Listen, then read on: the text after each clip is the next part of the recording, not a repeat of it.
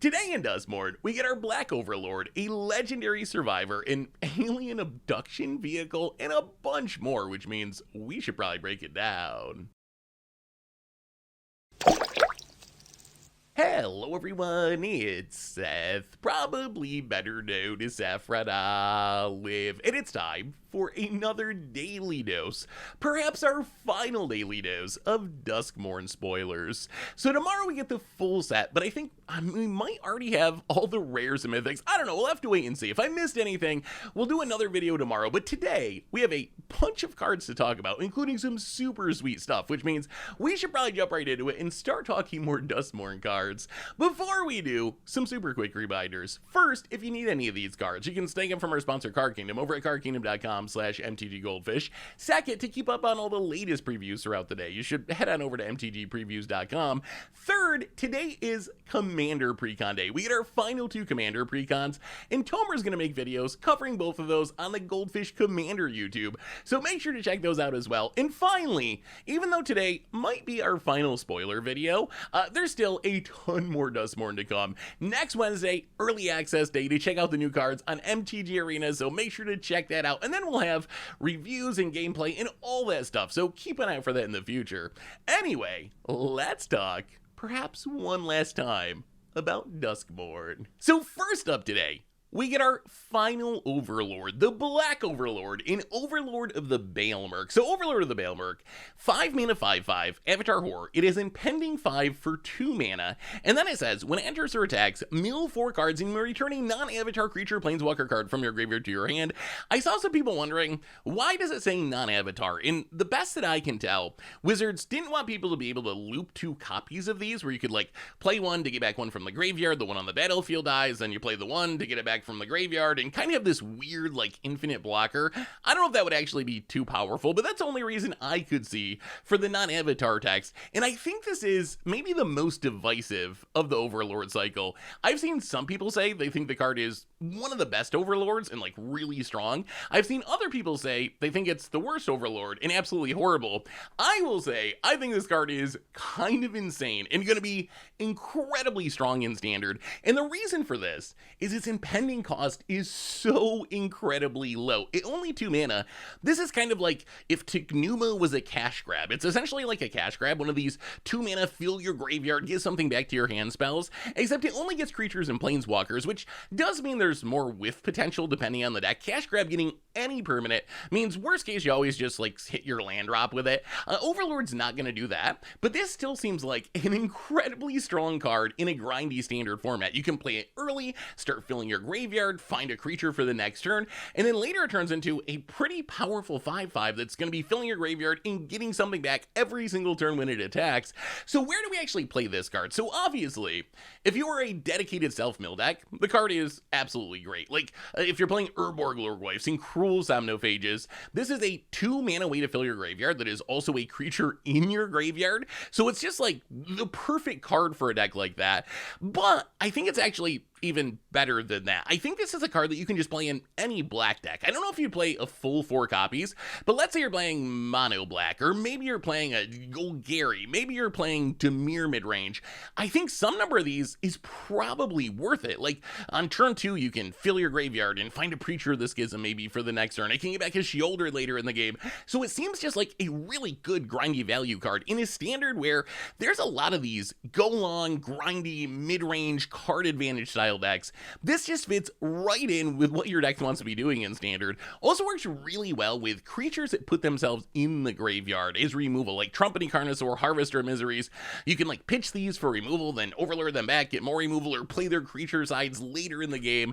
And it's also a cheap way to trigger Eerie, which could be relevant for some decks. If you're playing like Victor or Ghostly Dancers, this is 2 mana, trigger all my Enchantment Matter stuff, and then eventually get a good creature out of it. The other place this could work is in some sort of like Reanimator style deck. Maybe you're trying to get Abhorrent Oculus on the battlefield. This is a way to get 4 cards in your graveyard on turn 2 to pay its cost. Maybe you're trying to reanimate with Cruelty of Gex. Maybe you're an Insidious Roots deck. This is another card that can get a creature in your graveyard and out of your graveyard to trigger Insidious Roots while filling your graveyard. So the possibilities for this card in Standard are actually kind of endless. There are a lot of different decks that can play this card. The only downside I see of this card And the only reason I could see it maybe not seeing much play is it is potentially a little slow against aggro. Like, against the Heartfire Hero Slickshot Show-Off style decks, can you really afford to pay 2 mana at sorcery speed on turn 2 to mill 4 cards and put a creature back to your hand?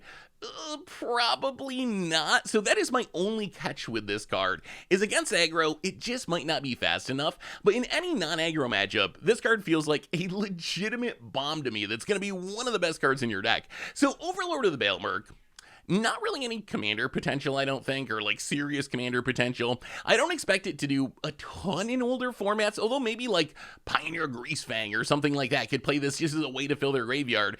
But I think in standard in specific, this is my pick for maybe the best of the Overlord cycle. The card just seems really, really strong and really good at grinding out value.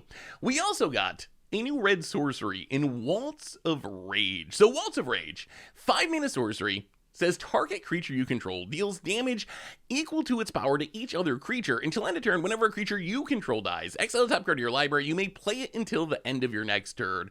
So Waltz of Rage is kind of like a bad Chandra's Ignition. It's literally the same mana cost as Chandra's Ignition.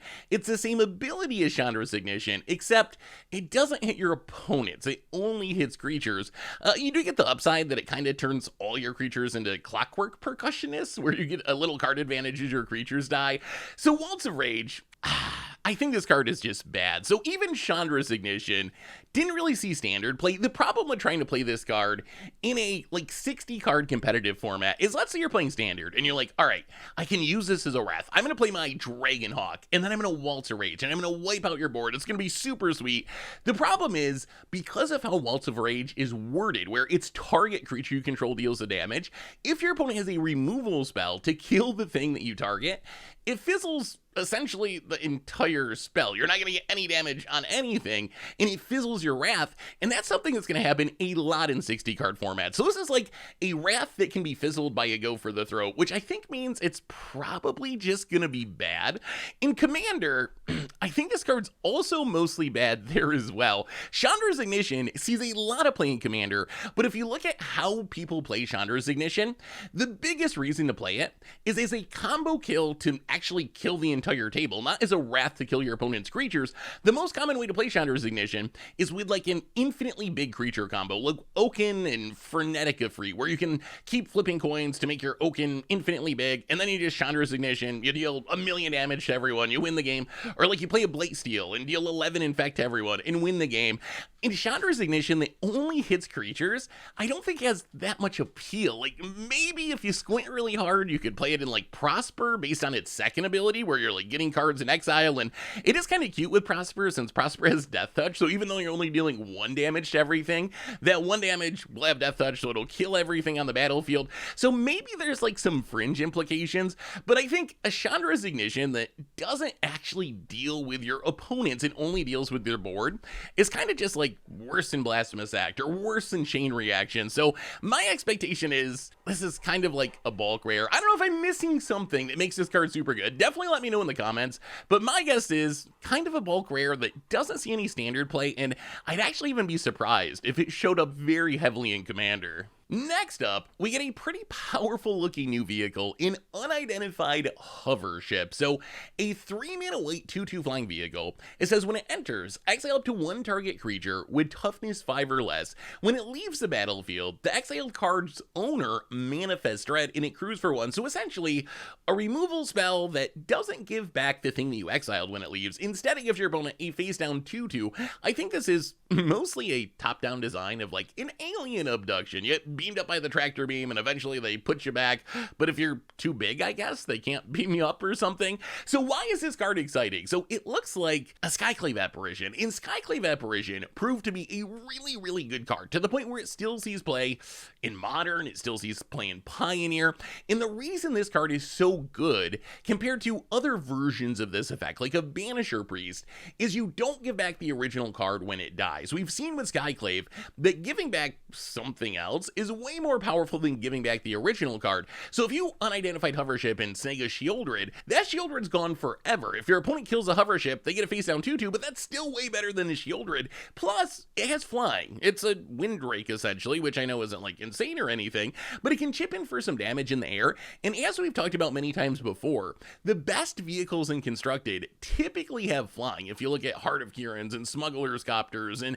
Aetherflux Harvesters. So I think this card is probably pretty strong. It hits almost everything you would want to hit in Standard. Toughness 5 or less means you're getting those Shieldreds, you're getting the Dragonhawks. I guess it misses like the big ramp targets like Nitroxa, let's say, or something. But still, this kills pretty much all the normal threats you're going to face in Standard. So I think as a removal spell, the card's actually pretty powerful. It's also really good with survival. We've been talking about survival again and again, how if you have to attack with your survival creatures, they're much less powerful than if you can just tap them right away with something like a vehicle. So maybe we see some sort of like Selesnya Hovership deck with Kona and Reluctant Role Model using Hovership as a way to tap the survival creatures and get their powerful second main phase triggers without having to put them into combat. But I think this card might even be better than that, to the point where I think you can just play this in a white deck if you're playing a white mid-range deck, or maybe even a white aggro deck, some sort of go wide white deck. 3 mana is a pretty fair price for this. It can get in damage,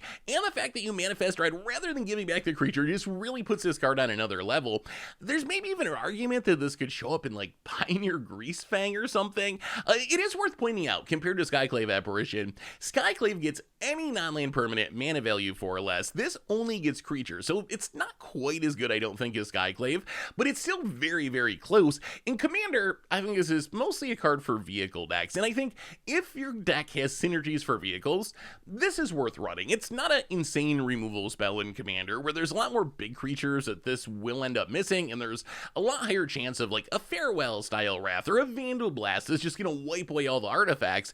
But if your deck specifically cares about vehicles, because you're like Shirokai or Greasefang or Depola, then I think this fits the theme of your deck. It works with your commander, and it's a good enough removal spell that you'll probably want to run it. The other thing worth mentioning about this card is we know that our next standard set, not Foundations, we get Foundations in November, but the one at the start of 2025 is like a multi-planar death race set. So there's a pretty safe bet that we're going to be getting a lot of vehicles, a lot of vehicle synergies in the next set. So I kind of think this is like a good standalone card right now, but I wouldn't be surprised if this jumps up another level, presuming we get a bunch of vehicle support in the Death Race set in February or March. So keep an eye on this one for the future. Good enough for right now, potentially even better once we get the Death Race set. We also got Ghostly Dancers, and this card intrigues me. I'm not sure how good it is, but it does intrigue me. So it's a 5 mana 2/5 flyer. Not a great start, it's a spirit. It says when it enters, return an enchantment card from your graveyard to your hand, or unlock a locked door of a room you control. And then it has Eerie. Whenever an enchantment you control enters, or whenever you fully unlock a room, create a 3/1 white spirit creature token with flying. So Ghostly Dancers, it kind of calls back to Archon of Sun's Grace as this big white flyer that makes a bunch of tokens as enchantments enter the battlefield. I think it's worse in a lot of ways. A big part of the power of Archon of Sun's Grace was lifelink, right? Like all your Pegasuses having lifelink and it having lifelink made this really good against aggro. Ghostly Dancers, not going to be nearly as much of a bomb against the aggro decks just because your stuff doesn't have lifelink. And you also get like the Auramancer mode, which honestly, for returning an enchantment from your graveyard to your hand, a 2/5 flyer is just a little bit too expensive. So I think as an Archon of Sun's Grace, this card's not super exciting. As an Auramancer, it's way too expensive. Why is this card exciting though? And I think it's because of its ability to unlock a locked room. So I think where this card really fits is in some sort of room deck. And one of the things we've seen again and again with the rooms is a lot of them have one relatively cheap side and then one really expensive side. And I think that's where Ghostly Dancers fits in. So let's say you play like a funeral room, and then you can play a Ghostly Dancers, and you can unlock Awakening Hall. That'll be a room being completely unlocked, so it will trigger the Eerie to give you a 3/1 flyer, plus it'll reanimate all your creatures. Or maybe you're trying to get Fractured Room going, you play Mirror Room, and then you can use this to unlock Fractured Room. And when this is like play it for 5 but open a 7 or 8 mana room, you're kind of getting a ritual out of it, right? You're kind of building your own dark ritual, plus you get the flyer from fully unlocking the room along the way. So I think this card could actually be good enough in room decks, just as like this weird ritual to unlock some of these super expensive rooms. So that's what I'm hyped about with Ghostly Dancers. I think in just like a generic Enchantress deck, probably not quite good enough. It's a creature that dies and doesn't have lifelink or anything, so it seems like a bad Archon of Sun's Grace. But in a deck that's looking to get those expensive rooms online, this is one of the best options we have for it in Standard. We also got a new legendary Selesnya survivor in Rip Spawn Hunter. So 4 mana 4/4, legendary human survivor, and then it has survival. At the beginning of your second main phase, if it's tapped, reveal the top X cards of your library, where X is its power. Put any number of creature or vehicle cards with different powers from among them into your hand. Put the rest on the bottom of your library in a random order. So Rip seems like a pretty interesting card advantage engine for decks that can, again, get it tapped without putting it into combat. My biggest problem with this card is to play it as a generic card and try to, like, let's say you're just playing a green-white creature deck, and you're like, all right, I'm going to play Rip, and I'm going to get an attack with it, so it's tapped on its second main phase, and then I'm going to, like, generate a bunch of card advantage. The problem is, as a 4/4, it doesn't get through Shieldred, it doesn't get through Biza. Those are two really popular cards. It doesn't even really get through a Night Errant of Eos that trades with that, and that's often going to be free in the Convoke decks. So I don't think attacking with this is especially realistic. Like, as a way that you're going to, like, play this and go on the beatdowns, that doesn't seem likely to work all that often. On the other hand, if you build around this a bit, this card could actually be super powerful as a card advantage engine. Like, I could almost see this being a backup Night Errant of Eos in some of the Convoke decks, where you can cast your Night Errant of Eos, convoking off the Rip, and then you go to your second main phase, and then Rip's gonna draw you some cards, kind of like Night Errant of Eos, if you're playing a deck full of creatures, which, if you're playing Night Errant of Eos, you almost certainly are. So maybe it's too slow for the Convoke deck at 4 mana, but it seems like it could be powerful there, right? With multiple ways to tap this, and Warden of the Inner Sky and the Convoke creatures. It also just works really well with vehicles, and I think this goes back to what we were talking about a minute ago, about how we're getting that Death Ray set coming up next at the beginning of the year. Right now in Standard, we have Subterranean Schooner, Unidentified Hovership, Head Shredder. Those are like the 3 big vehicles, and there's really not much that's playable outside of those. So building a full-on vehicle deck, probably a stretch right now, especially since Head Shredder really is more of a combo piece. I don't really like playing it as a value vehicle. Subterranean Schooner is kind of in the wrong colors, so this might be one of those cards that the vehicle plan becomes much, much better in a few months once we get the Death Ray set. Also seems perfectly built for some sort of saddle deck. It's in the right colors for Seraphic Steed and Fortune and Ornery Tumblewag. We haven't really seen this mechanic take off yet, but this seems like a really solid 4-drop in some sort of mount deck. Whether or not that deck is actually going to be that strong, we'll have to wait and see, but that's where the synergies kind of work. In Commander, I think this is just like the new best mount commander. We have Miriam, which is an uncommon from Outlaws of Thunder Junction, which does specifically care about mounts, but it's not very good, honestly. I think if I was going to want to play a bunch of mounts in a deck, or a bunch of vehicles in a deck in Selesnya, I think Rip is now just kind of the go-to. It kind of works like DePaula almost does for vehicles, but in Selesnya, and DePaula's a really powerful vehicle commander, so I think that as a vehicle or mount commander, it seems pretty good, and I also think there's some chance, and this is where I'm less sure, there's some chance this is good enough just for Selesnya humans deck. So remember, Rip's ability triggers based on its power. So if you have a commander like Kyler or Leonor, you're going to be able to grow Rip's power pretty easily, and then if you can get it tapped, which is going to be easier once it has higher power so you can attack with it without it dying, this is going to draw a ton of cards potentially. Plus it's super cute in Catilda, since Catilda lets your humans tap to make mana, so that is like the easiest way to make sure you're triggering survival. Just tap Rip for some mana, make sure it's tapped on your second main phase, draw a bunch of humans to keep the snowball going. So I actually think it's like sneaky good in Selesnya humans and Commander. So Rip, I feel like this card could have uses in Standard. Its stats not quite as big as I would like, but if you can get this tapped without putting it into combat, it can generate a ton of card advantage. We also got an intriguing new equipment in Dissection Tools. So 5 mana equipment. When it enters, manifest red and attach it to the creature. An equipped creature gets +2/+2, has Death Touch and Lifelink. You can equip it by sacking a creature. So essentially, for 5 mana, you get a 4/4 Death Touching lifelinking creature. If that sounds familiar, this is kind of like Batterskull at home. Batterskull, 5 mana, 4/4 lifelinking creature. Obviously, Batterskull has upside of like bouncing back to your hand and resetting. Dissection Tools doesn't really do that.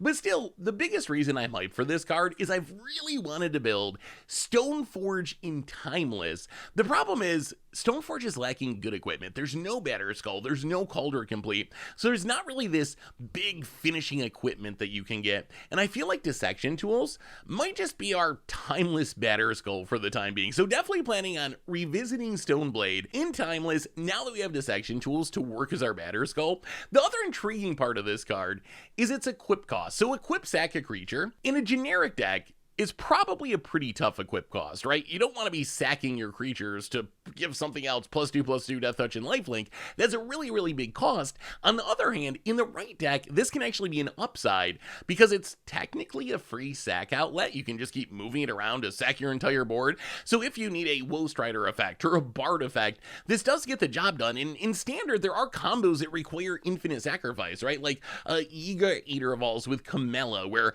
everything's a food and then you sack a food, which makes a squirrel, which is a food, and then you sack that to do it again and make an infinitely big Egra, infinite death triggers.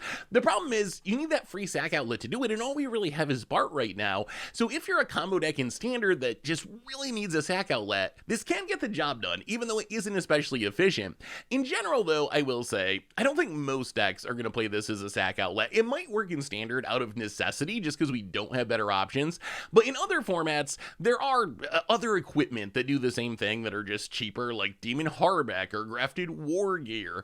We even have Lotus Ring in Standard, which kind of does the same trick, although it does mean your creatures need to not be summoning sick to actually work, which is a big downside with like the Egra combo we were talking about. The other place this card seems cute is we played this deck in Standard with Nahiri's Resolve in the 4 Mirrodin equipment, with the idea being you play all the 4 Mirrodin equipment and then you just blink them every turn to keep making more Rebel tokens and giving your team haste, so you smash in for a bunch of damage, and it actually worked oddly well. Dissection Tool seems perfect for that, right? If you keep blinking it, you keep getting to manifest Dread every single turn, so you just build this big board, maybe you flip some stuff up eventually. Plus, Nahiri's Resolve can flip up the face down creature, so you can manifest Dread some big bomby creature, and then just flip it up for free with Nahiri's Resolve, which is actually pretty cute. There's also some equipment synergies in Standard, Aster and Jorkadine. It's kind of funny, Wizards has kind of been pushing equipment as a sub-theme in Standard for the last couple of years, and so far we just haven't actually seen it work in Standard. Or maybe these are actually Commander cards that just show up in Standard sets, but it is kind of funny that we haven't really seen equipment take off in Standard yet. I'm not sure that Dissection Tools is the card that puts it over the top, but it is relatively powerful for a Standard equipment. The other thing I like about this card is the Death Touch on it. So Death Touch and Lifelink, pretty powerful combination. Death Touch means that even though the creature's only going to be a 4/4, it can still trade off with a Sheoldred, it can still trade off with a Biza, and then Lifelink means if you can get this down in time, it's actually really nice as a roadblock against aggro, where this is going to gain you some life, really slow down your opponent's game plan. In Commander, I don't think I would play this card. I think it's not good enough, I don't think, for an equipment deck. I would just play an actual Batterskull. I don't even actually play Batterskull. There's so many equipment these days that an equipment has to be really, really good to actually make the cut in a Commander equipment deck. The place that might have the most uses is actually with face-down Commander decks, something like Crossed or Yaris, or especially Ixtor, because Ixidor doesn't have many options as a mono-blue Commander. So I think some face-down Commanders could take advantage of it. Otherwise, I don't know, let me know. If you're an equipment player in Commander, is Dissection Tools on your radar? Is it worth playing?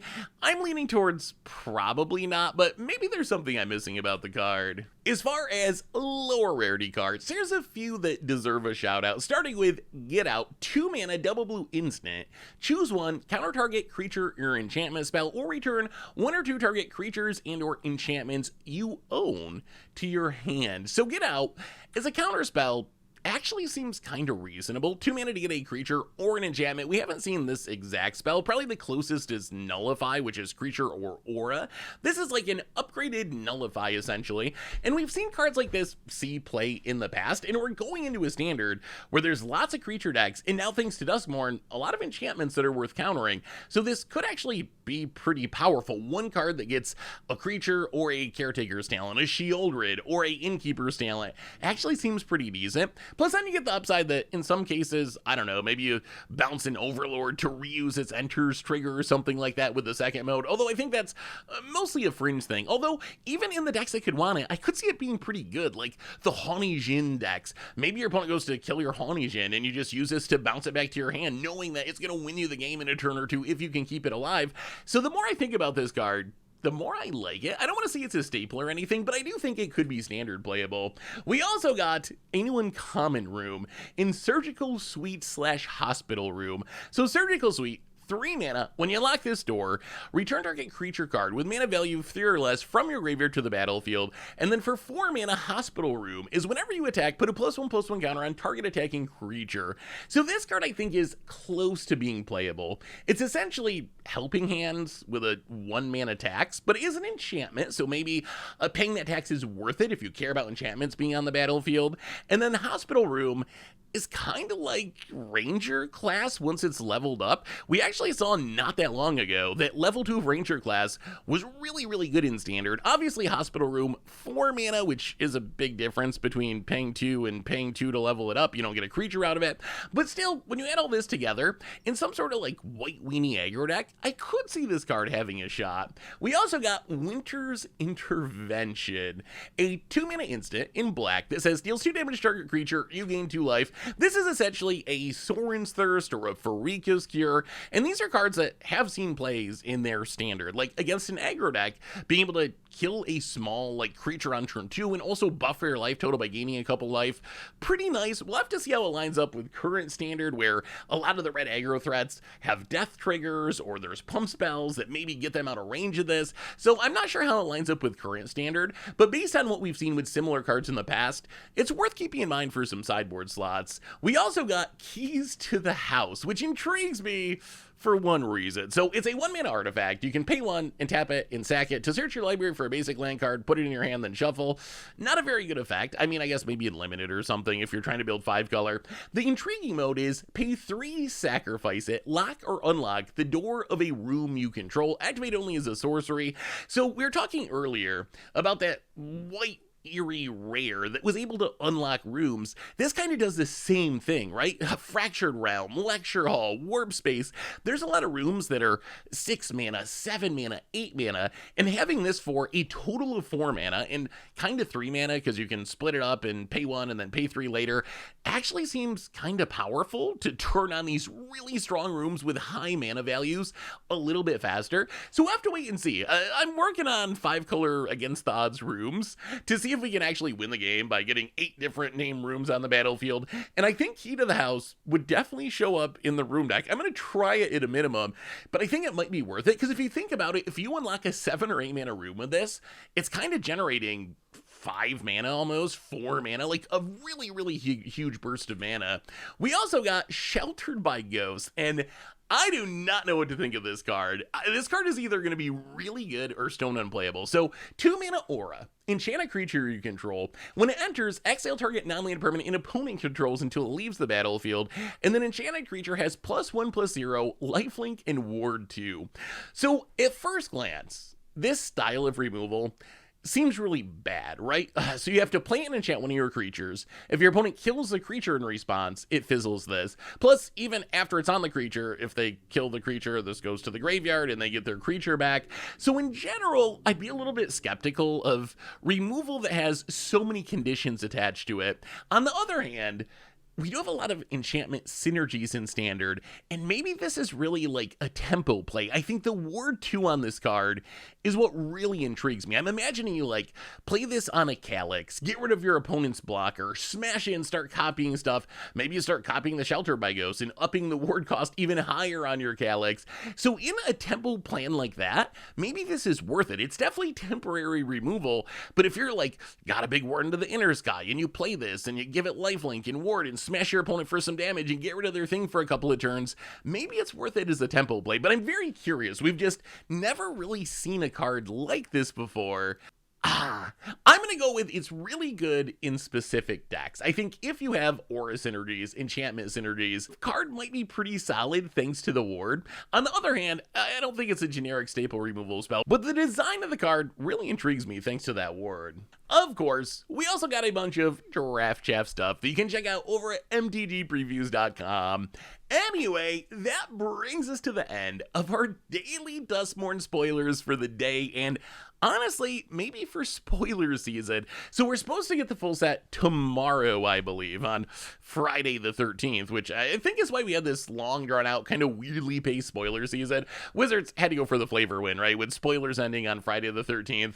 So we should get the full set tomorrow, but I believe at this point, I think we have all the mythics. I think we have all the rares. So I think tomorrow it's probably just a few commons and uncommons. I don't know, maybe I missed something and there's one or two rares that'll still slip through, but I'm pretty sure we have the entire set at this point. So now that we've seen essentially the entire set, what do you think? What are you thinking about Duskmourn? Let me know in the comments. Also, we still have 2 Commander precons to go. Tomer's gonna have videos for those on the Commander YouTube, so keep an eye out for those over the next day or so.